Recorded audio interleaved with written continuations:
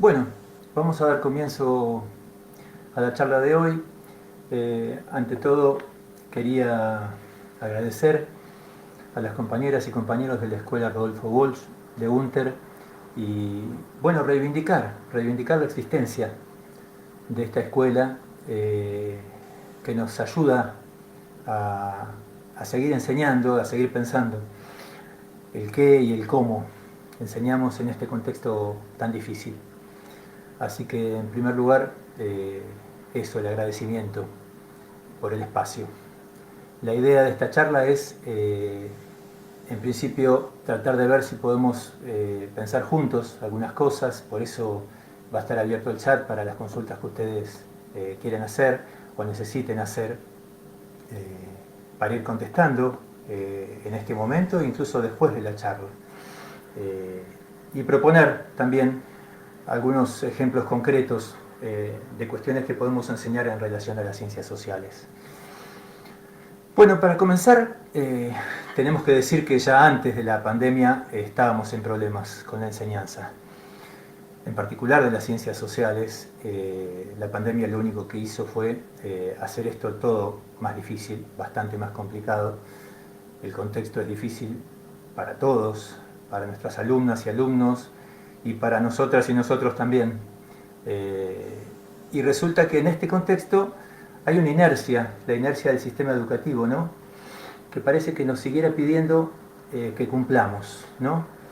Que demos contenidos, que sigamos dando tareas, que llenemos cuadernos, cuando en realidad, la realidad ha roto todo eso. Es decir, ya no tenemos a los chicos en la escuela, digamos que el aparato escolar ya no está ahí para obligarlos a tenerlos sentados frente a nosotros, escuchándonos, y eso complica las cosas bastante, porque nos obliga a pensar mucho más qué estamos haciendo y sobre todo para qué lo estamos haciendo, ¿no es cierto?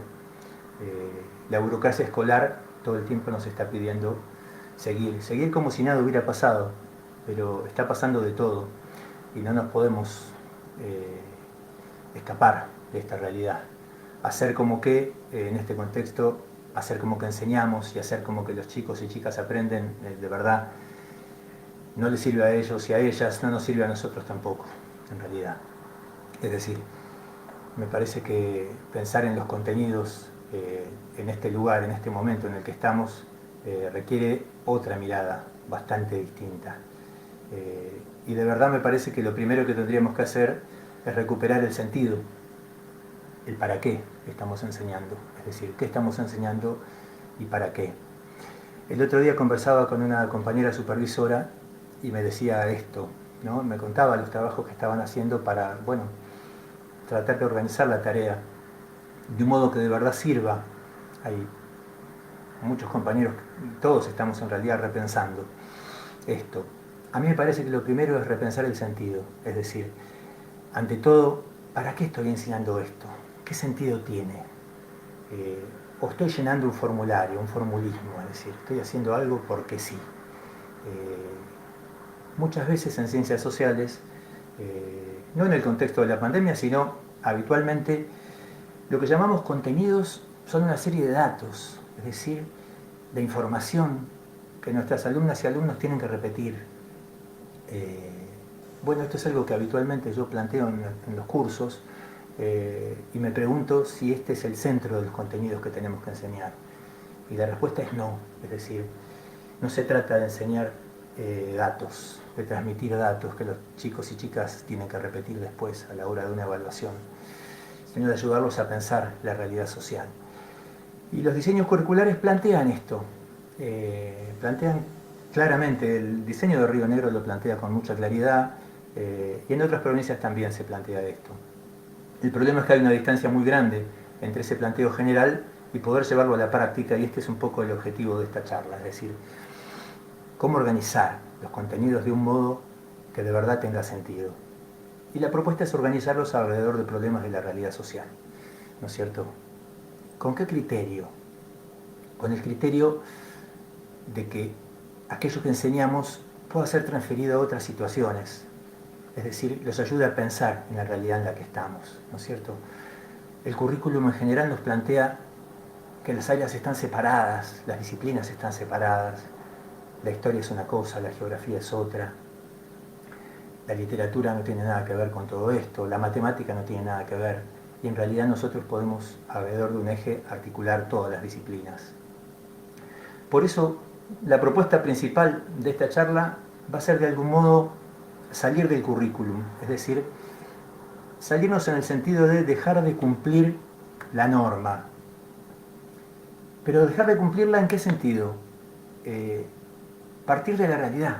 Es decir, se trataría en realidad de agarrar el currículum, hacer un bollito con él, ir a la realidad y de la realidad traer los contenidos y después pensar en las cuestiones que nos plantea el currículum. Pero se trata en realidad, por lo menos es la propuesta que yo les vengo a hacer, de recorrer el camino inverso, es decir, de trabajar con elementos de la realidad, con las cosas que pasan todo el tiempo, ¿no es cierto?, para volver al currículum. Les quiero dar un primer ejemplo que se me ocurrió ayer mientras miraba el noticiero, por ejemplo, con aquellos que manifestaban en contra de la cuarentena en nombre de la libertad, ¿no es cierto? Y digo, se me ocurrió pensar, ¿no será un buen momento para reflexionar con nuestras alumnas y alumnos sobre qué es la libertad? Tenemos mucho material al respecto. Por ejemplo, Darío Stranriver tiene videos, tiene libros donde plantea la cuestión de la libertad. Con los adolescentes podemos filosofar alrededor de eso perfectamente y veremos en todo caso que la libertad, o lo que creemos que es la libertad, no es tal. Es decir, podemos desnaturalizar muchísimas cosas a partir de eso. Y es una noticia que salió ayer. Es decir, se trata de partir de la realidad para, a partir de los elementos de la realidad, volver al currículum. Si se trata de formar ciudadanos críticos, en realidad, se trata de volver a lo esencial, de hacerlos pensar, de hacerlos discutir, de hacerlos investigar. Y los conceptos centrales son los de siempre. El tiempo entendido como proceso, es decir, el presente entendido como un producto del pasado. El espacio entendido como un lugar donde la sociedad vive y transforma permanentemente. Y sobre todo los sujetos, es decir, no hay tiempo sin espacio y no hay tiempo y espacio sin sujetos. Es decir, somos los sujetos de la historia, nuestros alumnos y alumnas son los sujetos de la historia. Entonces, si partimos de ahí, se trata de volver a lo esencial. ¿Cómo hacerlo? Organizando los contenidos alrededor de problemas, de problemáticas concretas. Por ejemplo, ¿qué es la libertad? Es muy abierto, puede ser, pero nos permite hacerlos pensar, nos permite hacerlos discutir, nos permite problematizar, porque enseñar es en primer lugar plantear problemas, desafíos. Es decir, se trata de que nuestras alumnas y alumnos encuentren un desafío en lo que le estamos proponiendo, no una tarea, no algo obligatorio, no algo para cumplir, algo con lo cual engancharse, con lo cual pensar respecto de esta realidad. ¿Y no era exactamente lo que pensábamos enseñar a principios de año? Bueno, me parece que no tiene importancia, porque de lo que se trata es de no perderlos, es de tenerlos enganchados con pensar problemas de la realidad y alrededor de esos problemas pensar cuáles son los conceptos centrales que nos permiten entenderlos. Porque los verdaderos contenidos no son los datos, no es la información, son aquellos conceptos que nos permiten comprender los procesos de la realidad. Entonces, vamos a tratar de pensar en algunos ejemplos, ¿no es cierto? En primer lugar, ¿qué queremos enseñar? ¿Y para qué lo queremos enseñar? Por ejemplo, cuando trabajamos alrededor de las ciudades, sería muy interesante que pensemos qué conceptos queremos enseñar respecto de las ciudades.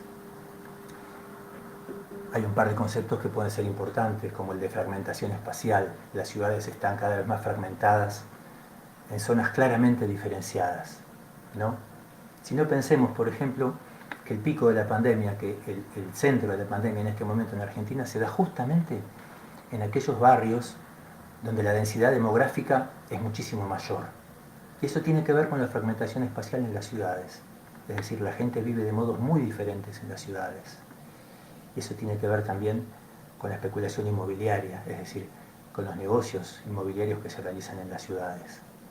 Es decir, la realidad nos brinda todo el tiempo elementos para pensar. La cuestión es cómo armar una pregunta problematizadora, cómo armar un eje alrededor del cual articular los contenidos. Una pregunta problematizadora, por ejemplo, puede ser la que planteé hace un rato, que es, bueno, ¿por qué gran parte de la población argentina vive y se concentra en el área metropolitana de Buenos Aires? Digo, en este momento se habla todo el tiempo del AMBA. Esto tiene una historia que empieza en la fundación de la ciudad de Buenos Aires como puerto, ¿no es cierto?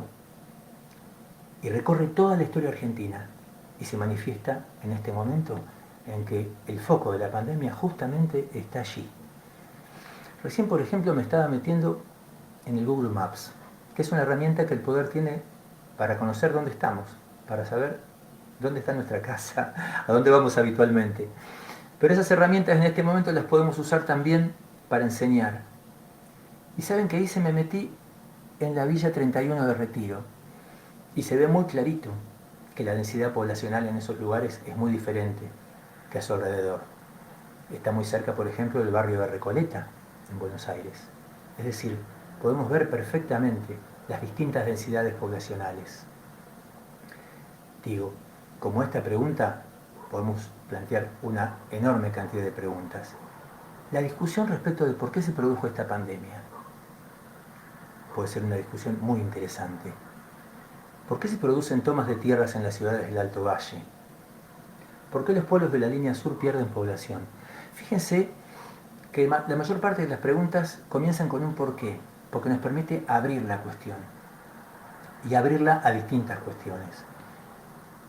Cuestiones que tienen que ver con lo espacial, cuestiones que tienen que ver con lo histórico. Y también nos pueden permitir enseñar otras disciplinas.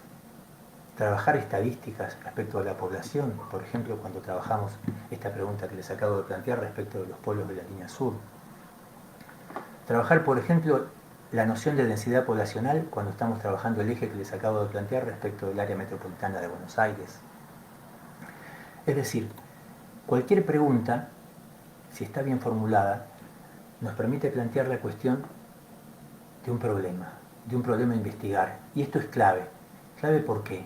Y clave para tenerlos enganchados, clave para que no sea una formalidad, para que sea aprender en serio, para que sea de verdad transmitir el amor por el conocimiento. ¿Qué tenemos que hacer una vez que tenemos la pregunta? Definir cuáles son los conceptos centrales a los cuales nos lleva esta pregunta. Es decir, ¿qué quiero enseñar? ¿Cuáles son los conceptos que quiero transmitir? Ayer pensaba en el caso de Cañuelas, de este joven que mató un productor que atropelló con su auto. Y decía, tremendo, tremendo. Y pensaba, ¿quiénes son los civilizados? ¿Y quiénes son los bárbaros, no? Y pensaba, ¿puede servir esto para enseñar algo? Y yo creo que sí, que nos puede permitir enseñar los derechos humanos, el derecho a la vida, enseñar qué es la civilización, qué es la barbarie. Porque estamos en un momento en que el individualismo está creciendo cada vez más, encerrados como estamos. Y entonces me parece que es muy importante pensar esta cuestión de la otredad. ¿Quién es el otro? ¿Tiene derecho a vivir el otro? Bueno, hay mucha gente que la está pasando muy mal en este momento. Entonces creo que aquellas cosas que nos están pasando, por terribles que sean, creo que nos pueden servir como ejes a partir de los cuales enseñar. Pero enseñar de verdad, no enseñar para cumplir con un formulario, para hacer un formulismo. Vuelvo atrás un poquito entonces. Una vez que logramos tener una pregunta que los atrape, la rueda de la enseñanza comenzó a funcionar. ¿Por qué? Porque es el interés por el tema, es decir, no es para cumplir con nosotros, no es para seguir la rutina escolar que lo están haciendo, es para investigar algo que de verdad les interesa. Entonces, creo que a partir de ahí podemos empezar a plantear una serie de actividades de distinto tipo. ¿Por qué? Porque tienen un sentido, vuelvo al principio, es decir, encontrarle el sentido a la enseñanza. La pregunta no puede ser tan compleja que no la puedan resolver, es decir, que requiera demasiada investigación, ni tan simple cuya respuesta sea una pavada. Quizá la mejor forma de pensar en una buena pregunta es hacérnosla nosotros mismos, intentar responderla y pensar cuáles son los conceptos que están implicados en la respuesta a esta pregunta, ¿no es cierto? Por ejemplo, ayer estaba leyendo un artículo sobre el ingreso de fondos a la provincia de Neuquén respecto al petróleo y la viejísima discusión que en Neuquén existe sobre la diversificación productiva de la provincia. Y pensaba que es una discusión muy antigua y que ahora se retoma. O la discusión sobre la crisis de la fruticultura, por ejemplo. Cada cuestión de estas nos puede servir para elaborar un objeto de enseñanza, pero el objeto de enseñanza lo construimos nosotros, no nos lo da el currículum. El currículum nos plantea cuestiones generales, por eso vuelvo. Creo que lo que hay que hacer es correr el currículum por un momento, pensar en las problemáticas de la realidad y a partir de ahí sí, pensar qué queremos enseñar, cuáles son los conceptos que queremos enseñar. ¿Por qué decimos que es tan importante la cuestión de los conceptos? Porque los conceptos son herramientas, es decir, son aquellas herramientas que permiten interpretar y pensar la realidad social. Cuando decimos especulación inmobiliaria, estamos hablando, por ejemplo, de la ocupación de la zona agrícola en el Alto Valle, por barrios privados, por barrios de lujo. Pero también estamos pensando en el reparto de las tierras después de la campaña del desierto, por parte de los empresarios que pagaron la campaña del desierto. Entonces, los conceptos nos permiten ir y venir en el tiempo, establecer la relación entre el pasado y el presente. ¿Por qué? Porque hay continuidades. También hay rupturas entre el pasado y el presente. Pero los contenidos escolares, digamos que el hueso del contenido escolar no está en los datos, aunque hagan falta datos. Lo central son los conceptos. ¿Por qué? Porque son las herramientas para comprender cómo funciona la realidad, es decir, y cómo la podemos pensar. La otra cuestión importante es la cuestión de las actividades. Voy a tratar de ir cerrando para ofrecerles algunas propuestas concretas y algunos links a partir de los cuales se pueda trabajar. Estuve viendo las intervenciones que hizo Francesco Tonucci, muchos de ustedes y muchas de ustedes seguramente lo han visto, y él planteaba convertir la vivienda en un laboratorio, es decir, investigar qué pasa en nuestra casa, con las cosas más elementales, es decir, por ejemplo, ¿por qué cuando apretamos la perilla de la luz se enciende la luz? Y eso nos va a llevar, por ejemplo, a pensar en todos aquellos que trabajan para que haya luz.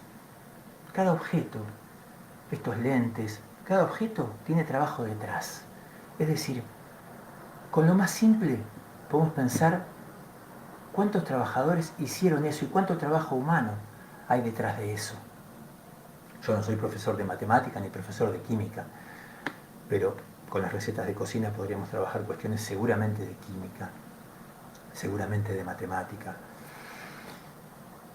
La cuestión es trabajar con consignas que no tengan que ver con copiar, con repetir, con memorizar, con obedecer.